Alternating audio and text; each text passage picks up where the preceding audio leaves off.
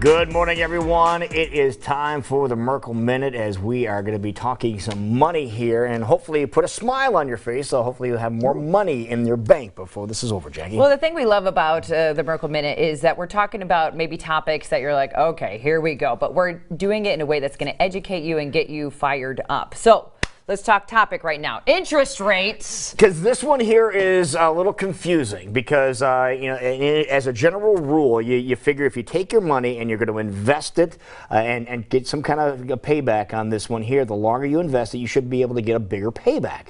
But now it looks like short-term investing might be a little better deal than long-term. Yeah. And that's why we're talking about this, because the Fed just decreased the interest rates by a quarter basis point, which is a completely different experience than what we had last year. They increased the interest rate 4 different times, and they were talking, if this was December of last year, they were talking about increasing them again this year. So here we are in August, and they've decreased interest rates. So what does that mean? Logistically, what does that mean? The Fed fund rate, what that does is that's just the overnight lending rate for banks. So Yes. banks loan money to each other. Okay. And what that does is it does have an impact on all of these other rates. And so what you were talking about, Lou, is right now the 2-year Treasury is paying a higher yield or higher return than what the 10-year Treasury is, which is It's crazy. It is crazy. If you think about giving somebody your money for 10 years, right, they're going to give you less return than what you do if you give it to them for 2 years.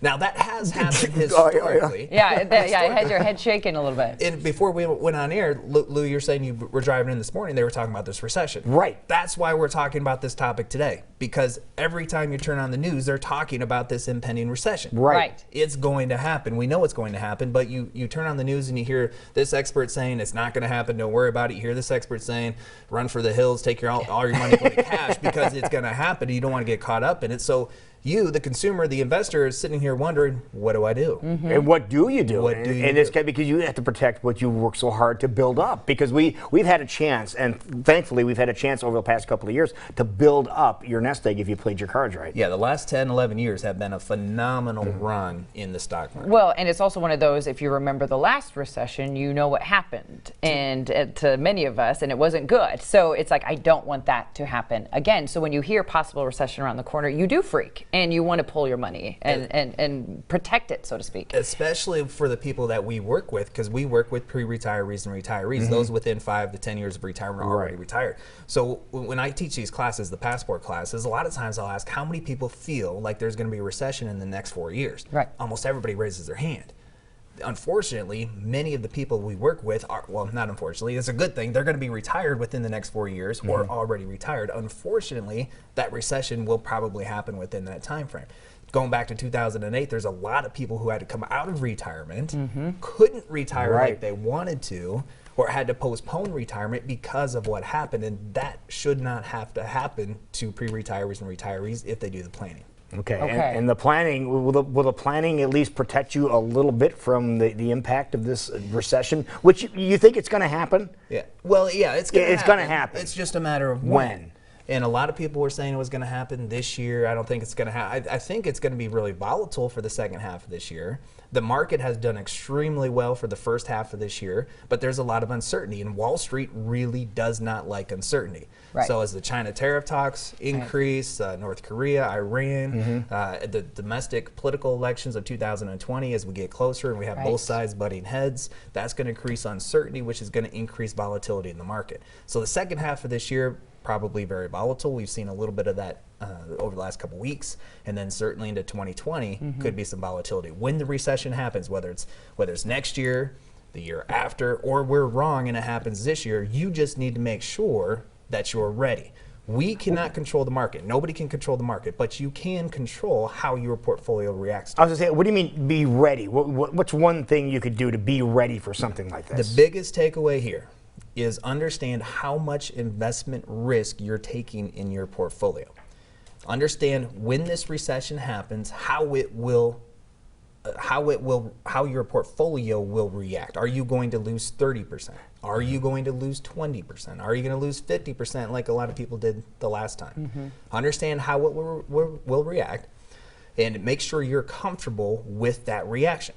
Make sure it will not derail your retirement. Now, how would you determine whether or not you have something that's going to be, that vulnerable to a recession like that? To have a 40%, for example, decrease in what you have, is it a certain type of stocks that you have, or investments that you have, or how do you know what that is? Yeah, what we do is we do an analysis for our clients, for people who come to our passport class, and we just show them in plain English. We say you have a $500,000 portfolio. During the next recession, we would anticipate that your portfolio would lose $100,000. 200,000, whatever it is, based on the different investments that you're in. Now, the powerful thing there is then you can apply that to your real life. You have $500,000, the next recession, the portfolio will lose $150,000. Is that too much for you? Is it too much for your comfort level? Will it make you come out of retirement? Those are all questions that you need answers. What kind of adjustments can you make to prevent that from happening? And then if you want or need to make some changes, then you can make some changes, take the risk down a notch. So instead of losing 150,000, maybe it's 100, maybe it's 75, wherever your comfort level and needs for your retirement are. The important thing is understanding how much risk are you taking and how does it impact your retirement.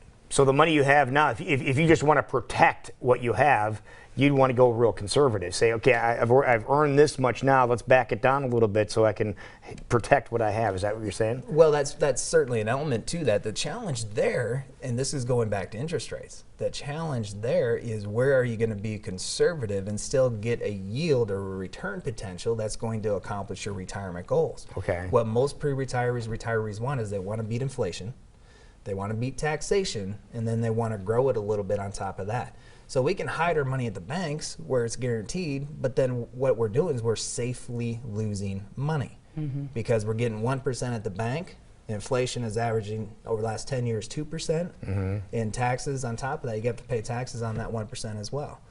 So we can't hide everything at the bank. Okay. And we need to make sure that we're truly diversified. So having a little bank money probably is a good thing. Having a little bit short-term bond money is probably a good thing, maybe some long-term bond money.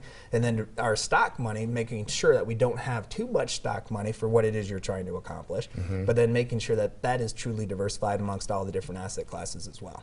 Having that complete portfolio. But it sounds like if you have a plan, you're going to go through whatever might happen, whether it be a recession towards the end of the year or maybe years down the road. And so when you're hearing these headlines and people are talking about it, don't have a knee-jerk reaction and pull your money. Make sure you have a plan in place. That's the best thing you can absolutely do. We've talked about a lot of technical things this morning. The biggest takeaway from here is make sure you have a plan. Make sure you have a plan of here's where you are in your life, your phase, here's where you're going, here's where you want to be. Now, what is it specifically going to take to get you there? And that's that plan. So that's the plan that's going to take you on. I mean, if we're going to drive after the show, if we're going to get in the car and drive to California, we're going to use a GPS, right? In the old school days, we're going to use a road map. Right. We need a road map to get us to and through retirement. Okay, now your classes really open up a lot of eyes, and people are just amazed when they leave. Now, just want to give people a heads up in case they are coming to your classes. Do they need to bring anything with them when they come to your classes, or is this just an informational session where they can absorb everything? Bring themselves and a willingness to learn, because we're gonna talk about a lot of information. It doesn't cost them anything to come to the class. They don't have to bring anything. 74% of people feel unprepared going into retirement.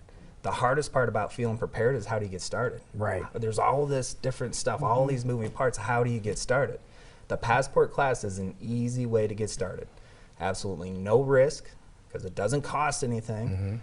You have nothing to risk, and your whole retirement to gain. You see the website there, merkleretirementplanning.com, and you mentioned, Lauren, a roadmap. Tell us how we can get to your brand new, beautiful location so we can get this started. Yeah, we're right off of 141 in Grimes, so just about 2 miles north of Interstate 80, right off of 141. Okay, and that's where you need to go. Head to the website, head to their beautiful location, start with the class, get some knowledge, and then realize you have the right people to get that plan in place. Yeah, if you're not comfortable doing all this stuff yourself, which I understand, because there's a lot of movement. I mean, this is a full-time job. Yeah. Right? You have to stay on it. No question about it, yeah.